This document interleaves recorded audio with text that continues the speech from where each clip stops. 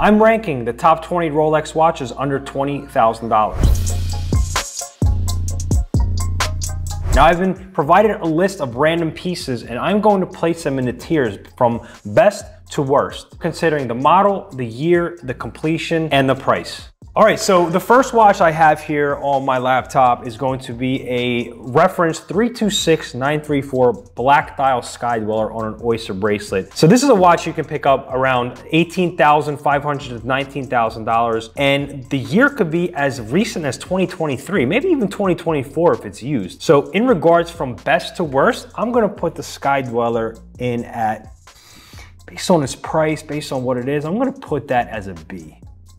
All right, so next watch up is a Rolex reference 124-300 OP41 in yellow. So I really like this watch because it was a very, very, very bold take on Rolex's part. Something that's obscure, something that's unique, something that they've never really done before. And they also did a very, very short release of that watch. I believe it was only 2 years at the most. With a market price of just under 18,000, you can find them around 17.5, 2021, 2022. I'm gonna put this, I think this also deserves a B rating, in my opinion. I love that watch. Next watch we have up is a Rolex 116520 stainless steel Daytona. Now this one represents one that has not the fatter buckle, but the older buckle from the early 2000s. This is a watch that can be found in a complete set for right around 19,000 if you really, really dig and search hard enough. I'm gonna put this as the best. I mean, how can you not put a Daytona at the top of any tier list?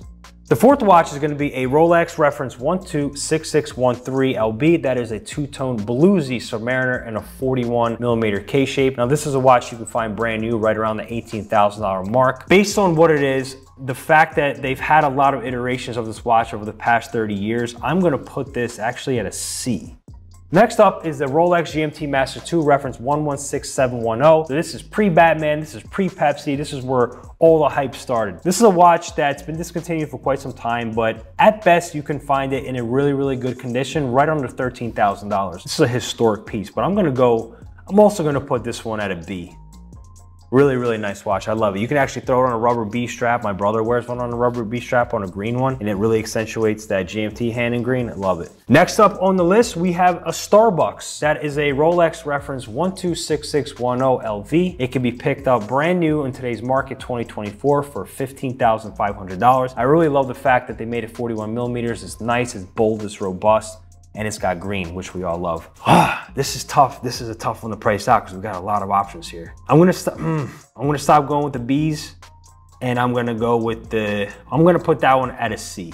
Okay, next up we have a new watch in the lineup, or relatively new from last year, Rolex 126713 GRNR. That is the two-tone yellow gold GMT Master II. With a retail price of just around $17,000, you can find it for a little bit over retail. And I actually really like that for models like this because generally speaking and historically speaking, two-tone Rolexes were never really that popular and always traded at a pretty significant discount. So anytime I see a piece like that that's trading at retail and above and holding strong on the market, not to mention aesthetically with that faded gray bezel, I think it's actually one of my favorite releases that Rolex has done in quite some time. I'm actually throwing this one up at the best.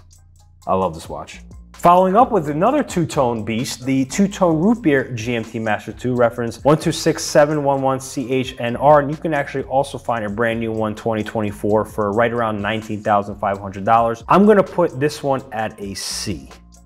That's tough. I may have to reevaluate this when it's all said and done and move a few things around, but I like where I'm at right now. I like where I'm at. All right, next up, we got the James Cameron reference 126660 Deep Blue. Okay, so this is an interesting one because, oh, by the way, it can be found for right around $14,000. From an aesthetic standpoint, I believe the faded blue into the black with the green lettering on the James Cameron is actually my favorite dial on a stainless steel Rolex. The problem with the watches is if you have a wrist like mine, it just looks ridiculously big and it's very hard to wear. It's very thick, it's very robust. I'm gonna have to throw this one into the D's.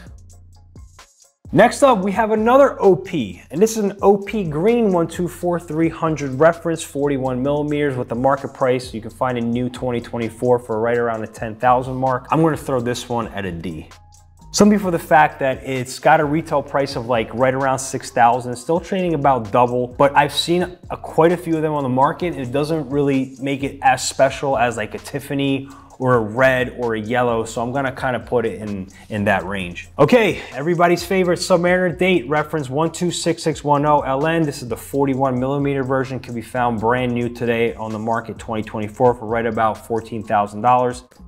I'm gonna also put this one at a D. Not because it's basic, but for lack of a better term, it is pretty basic. They've made so many iterations of Submariners over time. They've made them pre-ceramic 16610s, they made 116610s, and now they have 126610s, and they made so many of them. There's a lot of them on the market, but it's a classic and iconic piece. This would have been a better one for Rolexes under 15,000, but since we have such a broad array of watches under 20, this is gonna be at the D level. Next up, we have the Rolex 126720 VTNR, otherwise known as the Sprite, otherwise known as the Joker. There's so many different nicknames for it. When this piece first dropped, it was one of those things that nobody had any idea where this was gonna land on the market. It is a left crown, and I cannot stand left crowns, but the color scheme of black and green is absolutely exquisite. You can find them today brand new on the market for around 18,000 with the Jubilee. I can't put this in the worst. I can't put this at a D. It deserves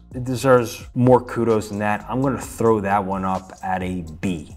All right, next up is, in my opinion, one of the most undervalued and overlooked watches in the Rolex catalog period. That is a Rolex Yacht-Master reference 126622, stainless steel, platinum bezel, rhodium dial, with a market price today, 2024, right around $15,000. It's often overlooked because people who are buying a stainless steel Rolex are always gonna go for the flex. They're gonna go for recognizability and hype. They're gonna go their GMTs, they're gonna go to Submariner route, and often this watch, where you're getting way more bang for your buck, is overlooked. But I'm very happy with how well they're positioned on the market in terms of what their retail price is versus what their resale price is. I'm going to put this one up at a C.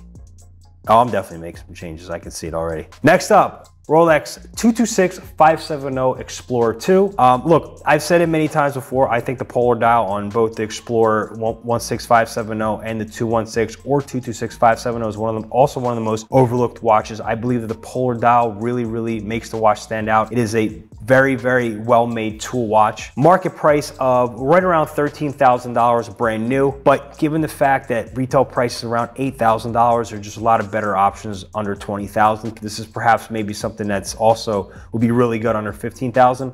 I'm gonna put this one at a D as well.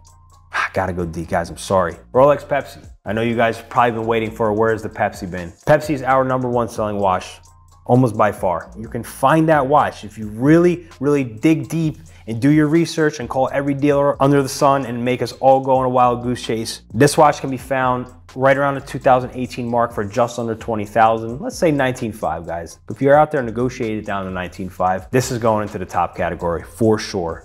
It's very rare that I've sold somebody a Pepsi and they wanted to trade it back. They just never take it off.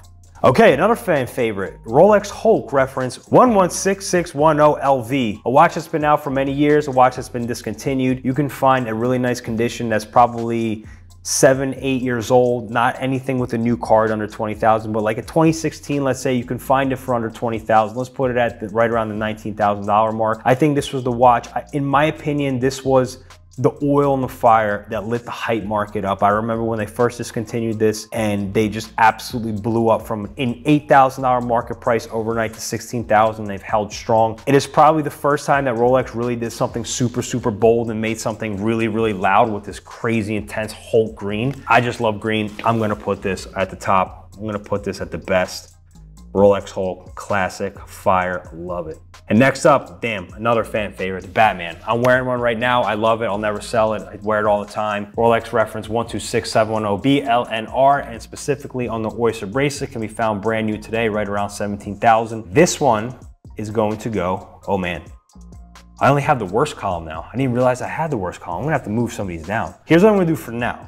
I'm gonna put this one at a B, and then I'm gonna make a few adjustments as we move on. All right, we got 3 more to go. The next one is a Rolex Wimbledon reference 126334 with a Jubilee band and a fluted bezel. This is our #1 selling Datejust because of the Wimbledon dial. Market price, brand new today, can be found for $14,000 year 2024. This is gonna be, everybody knows my relationship with Datejust. I'm already gonna throw this in the worst. And nothing wrong with Datejust. Just for me, I find Datejust to be like, they're just better watches you can get out there. Sorry if anybody has a Datejust. I'm not knocking you. I'm just saying, like, I'd rather a Submariner over a Datejust any day. Blue Milgauss Z Blue 116400 GV. If you can find them new on the market today, you're gonna be looking to pay around $14,000 for around a 2023. Again, because the initial retail price is so low, I'm gonna put this at the worst category for now. And last but not least, we have another Rolex Datejust 41. This is gonna be the two-tone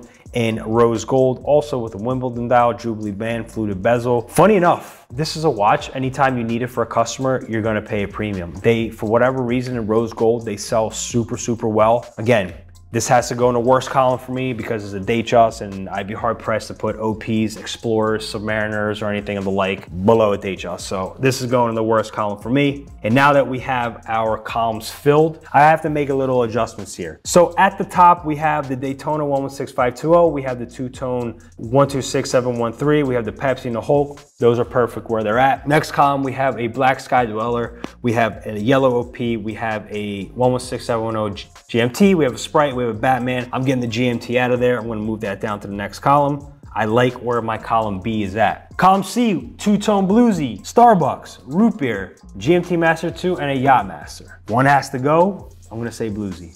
Say the Bluesy's gone.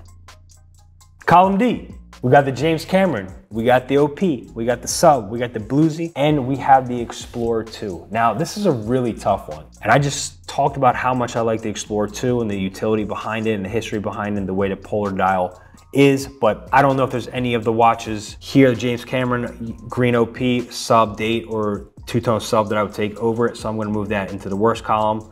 And here we have it. Your top 20 Rolex watches under 20,000, ranked from best to worst. And no, none of these are bad and none of these are good. They're all wonderful. They're all great. You should buy them. You should buy them now. You should contact Luxury Bazaar to do so. I would love to know your feedback. So make sure you comment below on what you think of my list from best to worst. Guys, I hope you liked this video. Thank you so much for tuning in as always, and we will see you next time.